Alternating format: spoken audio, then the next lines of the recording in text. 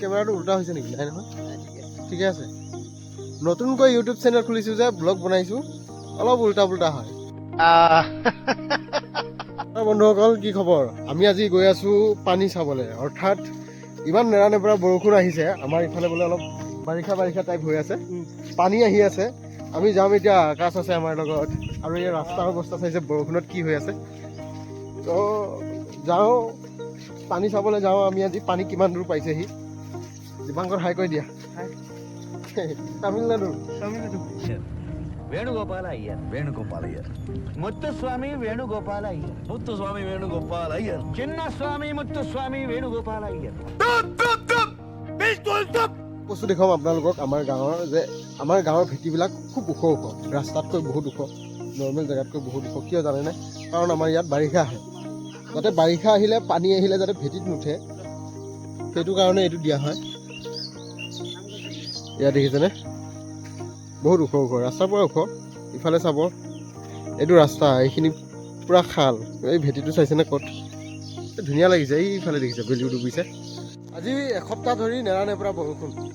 গুৱাহাটীততো বাৰিষা আহি গ'ল, আমাৰ গাঁৱত আহিবলৈ বাকী আছিলে, গতিকে আমাৰ গাঁৱলৈকেও আহিছে। আৰু বেছি দূৰ নাই আৰু পাম বাৰিষা জেগা। মানে অলপ অলপ পানী আহিছে আৰু বৰষুণৰ পানী হৈ নদীৰ লগত মিহলি হৈ অলপ আহিছে। তাকে আপোনালোকক দেখুৱাবলৈ গৈ আছোঁ। অলপ ৰৈ থাকক, পানী ক'ৰ পাইছে দেখুৱাম। ধান খেতি কাটিবলৈ আছে, ধানৰ মাজে মাজে পানী আহিছে।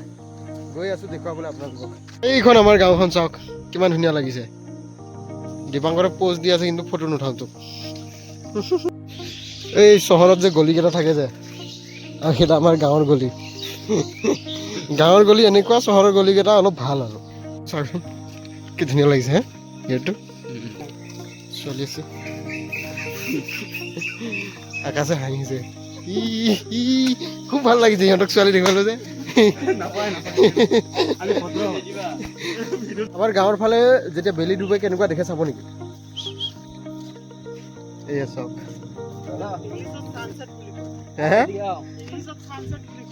আমি গৈ আছো বাৰু, এই জেগা ৰুম গৈ জুম কৰিলে বেয়া দেখে ন? কৈছিলো পানী চাবলৈ আহিছো বুলি, আহি পাইছোহি। এয়া চাওক, ধান পকিছে ধুনীয়াকৈ, আৰু তাতে চাওকচোন পানী আহি গ'ল। এয়া অৱস্থা, মানে সোনকালে কাটিব লাগিব আৰু, নহ'লে গ'ল। পানীখিনিত যাই চাম আমি কিমানখিনি দ হৈছে, চাই আহিম।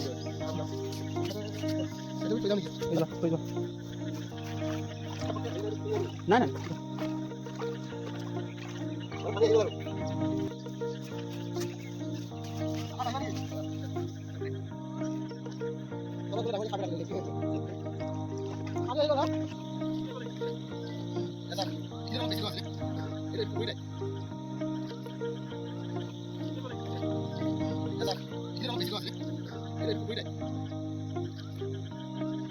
বন্ধুসকল, যদি তলৰ পৰা এটা ডাঙৰ সাপ ওলাই আহে কেনেকুৱা লাগিব? বোলে শিঙি মাছে মোক পিন্ধিলে কি হৈ যাব? মাছ অহা নাই বাৰু, বৰষুণৰ পানী যিহেতুকে লাহে লাহে আহিব আৰু। ডাঙৰ ডাঙৰ মাছ মাৰিবলৈ আহিম, আপোনালোক মাছ মৰাও দেখাম আপোনালোকক। মানে কি হয়, এইটো পানী যিটো আহিছে, এইটোতো ডাঙৰ পানী নহয়, এইটো আকৌ যাবগৈ। এতিয়া ধৰক এইখিনি ধানৰ তলত আছে পানীটো, আৰু 2-3 বাৰ পানী আহিলে গোটেই গাঁওখন ডুবি যাবগৈ। প্ৰথম এইখিনি পানী বিলত পৰিছে, বিলৰ পৰা যাবগৈ, আকৌ এবাৰ আহিব।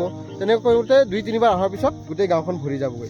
এতিয়া কেৱল ধান মাৰিবলৈ আহিছে পানীটো, সেইটোৱে বুজায়। মানে প্ৰতি বছৰে এনেকৈ ধান মাৰিবলৈ পানীটো আহে, কিন্তু এই বছৰ দেখা গৈছে বিলত খুব সোনকালে ধানবিলাক লগাই দিছে যে, ধানবিলাক পকি আহিছে। এতিয়া কাটিবই আৰু বেছি দিন নাই। তাৰপিছত যিমান পানী আহে আহি থাকক, আমি ঘৰত বহি বহি খাই থাকিম খালি মাছৰ। হা, মাছ মাৰিম আৰু ভাত খাম, মাছ মাৰিম আৰু খাম, সেইটোৱে আৰু আমাৰ কাম। বাৰিষাত আমাৰ আৰু বাকী একো কাম নাই, খালি মাছ মাৰিম খাম। আপোনালোকৰতো গুৱাহাটী চহৰত এইবিলাক চলে নহয়। বৰালি মাছৰ 50 টকা কেজি হয় আমাৰ ইয়াত। ইয়াৰ পৰা চহৰত লৈ যায় 1000 টকাত কিলো বিক্ৰী কৰে, আমাৰ ইয়াৰ পৰা 50 টকা আমি নিজে বিক্ৰী কৰি দিওঁ। ইয়ালৈ আহিব, আমি দি পঠিয়াম মাছ, ঠিক আছে? আহিলেই হ'ল খালি। আপোনালোকক পানী দেখুৱালোঁ। এতিয়া কথা হ'ল, যাৰ যাৰ ঘৰৰ ফালে পানী আহিছে, যাৰ যাৰ গাঁৱত বৰষুণৰ পানী নদীত মিহলি হৈ পানী আহিছে, সি নিশ্চয় কমেণ্ট কৰি জনাব। আমাকো নহয়, আমিও আকৌ চাব যাম, তালৈকে চাব যাম। বাকী ভিডিঅ'টো চাই কেনেকুৱা লাগিল কমেণ্ট কৰি জনাব, আৰু ভিডিঅ'টো ধুনীয়াকৈ শ্বেয়াৰ কৰিব, আৰু লাইক, কমেণ্ট আৰু ছাবস্ক্ৰাইব এটা কৰি দিব। কি কোৱা দীপাংকৰ? বঢ়িয়াকৈ কৈ দিব দেই আপোনালোকে।